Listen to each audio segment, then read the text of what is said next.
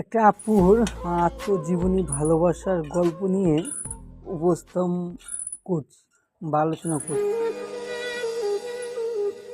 আপুটার গল্প শুনে আসলে খুব অবাক হলাম আমি যে আসলে ছেলে নাকি মেয়ে, মেয়ে নাকি ছেলে, কী অপরাধ ভালোবাসার ক্ষেত্রে। আপুটির কথা শুনে বুঝলাম 10 বছর তার ভালোবাসা মানুষটির সাথে আজ থেকে 10 বছরের সম্পর্ক ছিল।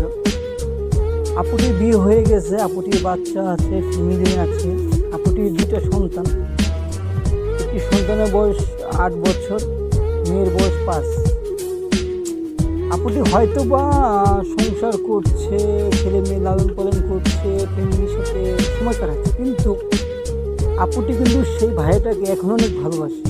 যদি সে ভালো না বাসতো, 10 বছর আগে সম্পর্ক ছিল, সেই সম্পর্ক নিয়ে এখনও অনেক সময় সে একে কাটতো না, বা একে আলোচনা করতো না, বা একে তাকে নিয়ে ভাবতো না। আসলে দেখেন, ভালোবাসা যুগ যুগ রয়ে যাবে, এটা যেমন সত্য, আর থেকে যাবে এটাও সত্য।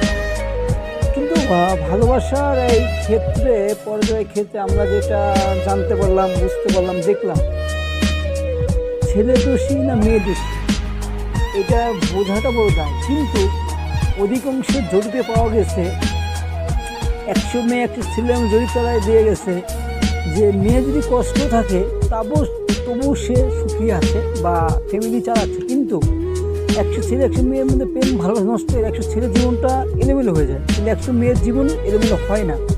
80টা মেয়ের জীবন পরিপূর্ণ হয়ে যায়। 20টা মেয়ে তাদেরও বিয়ে হয়, কিন্তু তার ধুকে ধুকে কাঁদে, তাদের প্রিয় মানুষগুলো ভাবে বা স্মরণ করে বা তাকে মনে করতে চায় না, তারপরেও সে মনে করে।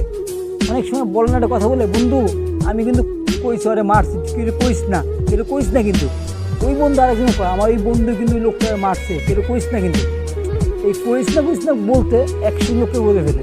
তো এরকমই মেয়েদের যতই ভুলতে চায় তা প্রিয় মানুষ থেকে চাইলেই ভুলতে পারে না। এমনই একজন আপুর সাথে কথা বলে জানতে পারলাম তার ভালোবাসা মানুষটি তাকে ছেড়ে অনেক প্রতারণা করেছে, কিন্তু আপুটির লাইফ লিড ভালো করছে বা এখন ফ্যামিলি আছে, ভালো আছে, কিন্তু ছেলেটাকে নিয়ে এখন বিয়ে করেনি। এমনও হইতে পারে আপুটি অপেক্ষায় আছে, কিন্তু আপুটি কি নেক্সট ভুল করবে না, আর ভাইয়াটাও আপুর কাছে আসবে না, যেহেতু সে বিয়ে হয়ে সংসার আছে। তো আসলে আমাদের মানুষের আত্মজীবনী নিয়ে রিসার্চ করতে গেলে অনেক ধরনের বিষয় চলে আসে।